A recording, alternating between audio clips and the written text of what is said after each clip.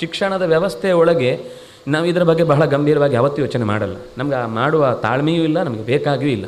ಆದರೆ ಖರ, ದೂಷಣ, ತ್ರಿಶಿರ ಈ ಯುದ್ಧವನ್ನು ತರುವಾಗ, ಆ 1000 ಸೈನ್ಯವನ್ನು ತರುವಾಗ ನಮಗೇನು ಅಂದರೆ ವೇದಾಂತ ಎಲ್ಲ ದೇವರೇ ಮಾಡ್ತಾನೆ, ನಾವ್ಯಾಕೆ ತಲೆ ಕೆಡಿಸ್ಕೋಬೇಕು?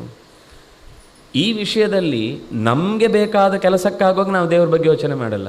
ಅಲ್ಲೇನು ಮಾಡ್ತೇವೆ ಅಂದರೆ, ನಮಗೆ ದುಡಿಬೇಕು ಅಂತಂದರೆ ದೇವ್ರು ಬರ್ತಾನೆ, ನಮ್ಮ ಹೊಟ್ಟೆಪಾಡಿಗೆ ಮನೆ ಕಟ್ಟಬೇಕು ಅಥವಾ ಇದು ಮಾಡಬೇಕು ಅಂದರೆ ದೇವ್ರು ಬರ್ತಾನೆ, ದೇಶ ಹಾಳಾಗುತ್ತೆ ಅಂದರೆ ದೇವ್ರು ಬರ್ತಾನೆ, ನಮ್ಮ ಮನೆ ಕಟ್ಟಬೇಕು ಅಂದರೆ ದೇವ್ರು ಬರಲ್ಲ. ನಮಗೊಂದು ಕೆಲಸಕ್ಕೆ ಸಂಬಳ ಸರಿಯಾಗಿ ಸಿಗ್ತಾ ಇಲ್ಲ ಅಂದಾಗ ನಾವೇ ಜಗಳ ಆಡಬೇಕು. ಅದೇ ನೂರಾರು ಜನರಿಗೆ ಸಮಾಜದಲ್ಲಿ ಸಿಗುವ ಸಂಪಾದನೆ ಸಿಕ್ಕದಂತೆ ಮಾಡ್ತಾ ಇದ್ದಾರೆ ಅಂತಂದಾಗ ನಮ್ಗೆ ಅಲ್ಲಿ ಸಮಸ್ಯೆ ಇಲ್ಲ, ಅಲ್ಲಿ ದೇವ್ರು ಬರ್ತಾನೆ.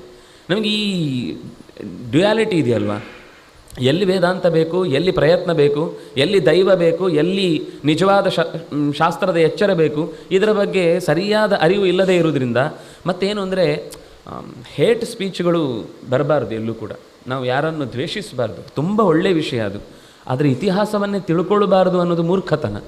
ನಾವು ಇತಿಹಾಸ ತಿಳ್ಕೊಳ್ಳೋದನ್ನೇ ಹೇಟ್ ಸ್ಪೀಚ್ ಅಂತ ಅಂದ್ಕೊಳ್ತಾ ಇದ್ದೀವಿ ಇವತ್ತು.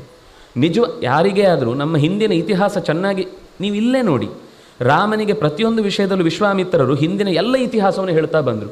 ಅವರು ಸೋತದ್ದನ್ನು ಹೇಳಿದರು, ಗೆದ್ದದ್ದನ್ನು ಹೇಳಿದರು. ಮಹಾಭಾರತದ ಕಥೆಯಲ್ಲಿ ಹೇಳುವಾಗಲೂ ಪಾಂಡವರ ಹಿಂದಿನ ಇತಿಹಾಸದಲ್ಲಿ ದಶಾರಣ ದೇಶ ಮತ್ತು ದೃಪದನ ಪಾಂಚಾಲ ದೇಶದಿಂದ ತುಂಬ ಬಾರಿ ಅಟ್ಯಾಕ್ ಆಗಿದೆ ಕೌರವರ ಮೇಲೆ. ಕೌರವರು ಅಂದರೆ ಕುರುವಂಶದ ಹಿಂದಿನವರ ಮೇಲೆ. ಅದನ್ನು ಅವರು ತಿಳ್ಕೊಳ್ತಾರೆ. ಯಾಕೆ ತಿಳ್ಕೊಳ್ತಾರೆ ಅಂದರೆ, ಹಾಗೆ ಅಂತೇಳಿ ಅವರು ದೃಪದನ ಮೇಲೆ ಆಮೇಲೆ ಜಗಳ ಸಾರಲಿಲ್ಲ. ಪಾಂಡವರು ಮೈತ್ರಿ ಬೆಳೆಸಿದರು. ಅಂದರೆ ಇದು ಗೊತ್ತಿರುವುದರ ಉದ್ದೇಶ ಅಂದರೆ ಮಧ್ಯದಲ್ಲಿ ಯಾವುದೋ ಒಮ್ಮೆ ಏನೋ ಒಂದು ಹಾಗಾಗುತ್ತೆ. ಆದರೆ ಉದ್ದೇಶವೇ ಅತ್ಯಂತ ಕೆಟ್ಟದಾದಾಗ, ನಮಗೆ ಅವರು ಮಾಡಿದ ಕ್ರಿಯೆಗಳೇ ನಮ್ಮ ದೇಶದ ಅವನತಿಯನ್ನು ಉದ್ದೇಶಿಸಿದೆ ಅಂತ ಗೊತ್ತಾದದ್ದು ಗೊತ್ತಿರಬೇಕು. ನಮಗೆ ಗೊತ್ತಿದ್ದಾಗ ಖಂಡಿತ ನಾವು ಮುಂದಿನ ಭವಿಷ್ಯವನ್ನು ಕಟ್ಟುವುದಕ್ಕೆ, ಗಟ್ಟಿಯಾದ ವರ್ತಮಾನದ ಇಟ್ಟಿಗೆಗಳನ್ನು ಕಟ್ಟುವುದಕ್ಕೆ ಸಾಧ್ಯವಾಗುತ್ತೆ. ನಮಗೆ ಇದು ಯಾವುದೂ ಗೊತ್ತಿಲ್ಲದೆ ಇರುವುದರಿಂದ ಇಲ್ಲೂ ಈ ಹಿಂದೆ ಎಷ್ಟು ವಿಷಯಗಳು ಬಂದವು. ಅಗಸ್ತ್ಯರ ಆಶ್ರಮಕ್ಕೆ ಬರುವಾಗ ಅಗಸ್ತ್ಯರ ಹಿಂದೆ ಏನು ಮಾಡಿದರು ಅಂತ ಹೇಳಿದರು.